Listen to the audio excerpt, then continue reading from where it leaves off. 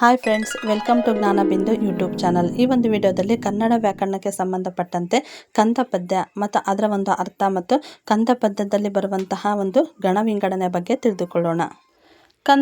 ಕಂದ ಪದ್ಯವು ಮಾತ್ರಗಣ ಛಂದಸ್ಸಿಗೆ ಸೇರಿದಂಥ ಒಂದು ಪದ್ಯವಾಗಿದ್ದು, ಈ ಕಂದ ಪದ್ಯದಲ್ಲಿ 4 ಪಾದ ಅಥವಾ ಚರಣ ಅಥವಾ ಸಾಲುಗಳು ಕಂಡುಬರ್ತವೆ. 1 ಮತ್ತು 3ನೇ ಸಾಲುಗಳು ಪರಸ್ಪರ ಸಮವಾಗಿದ್ದು 4 ಮಾತ್ರೆಯ 3 ಗಣಗಳನ್ನು ಒಳಗೊಂಡಿರ್ತವೆ. 2 ಮತ್ತು 4ನೇ ಸಾಲುಗಳಲ್ಲಿ 4 ಮಾತ್ರೆಯ 5 ಗಣಗಳು ಇರ್ತವೆ. 2 ಮತ್ತು 4ನೇ ಸಾಲುಗಳು ಸಮವಾಗಿರುತ್ತವೆ. ಒಂದು ಕಂದ ಪದ್ಯದಲ್ಲಿ 16 ಗಣಗಳು ಮತ್ತು 64 ಮಾತ್ರೆಗಳು ಕಂಡುಬರ್ತವೆ.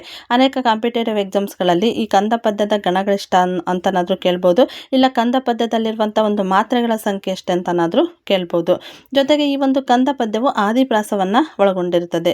ಇನ್ನು ಉದಾಹರಣೆ ಸಮೇತವಾಗಿ ನೋಡೋದಾದ್ರೆ, ಇಲ್ಲಿ ಒಂದು ಪದ್ಯವನ್ನು ಕೊಟ್ಬಿಟ್ಟು ನಾನು ಅದಕ್ಕೆ ಆಲ್ರೆಡಿ ಪ್ರಸ್ತಾರ ಹಾಕಿದ್ದೀನಿ. ಅದನ್ನು ಯಾವ ರೀತಿಯಾಗಿ ನಾವು ಕಂದ ಪದ್ಯದಲ್ಲಿ ಗುರುತಿಸ್ತೀವಿ ಅಥವಾ ಕಂದ ಪದ್ಯದ ಗಣಗಳನ್ನು ಯಾವ ರೀತಿಯಾಗಿ ಅಂತಂದೇಳ್ಬಿಟ್ಟು ನೋಡೋಣ.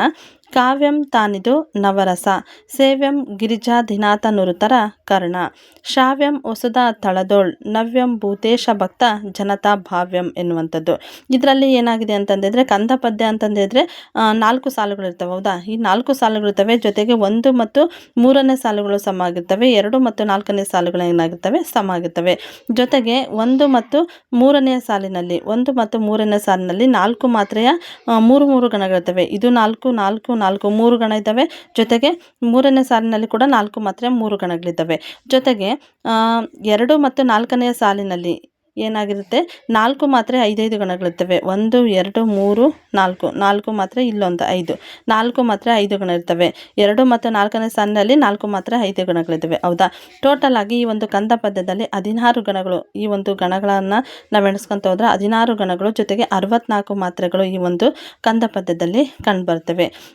ಇದೇ ರೀತಿಯಾದಂಥ ಒಂದು ಮಾಹಿತಿ ನಿಮಗೆ ಇನ್ನೂ ಹೆಚ್ಚಾಗಿ ಬೇಕಂದರೆ, ಈ ಒಂದು ಮಾಹಿತಿ ನಿಮಗೆ ಇಷ್ಟ ಆದರೆ ನಮ್ಮ ಚಾನಲನ್ನು ಸಬ್ಸ್ಕ್ರೈಬ್ ಮಾಡಿ, ಈ ಒಂದು ವಿಡಿಯೋನ ಲೈಕ್ ಮಾಡಿ ಮತ್ತು ಶೇರ್ ಮಾಡಿ. Thank you.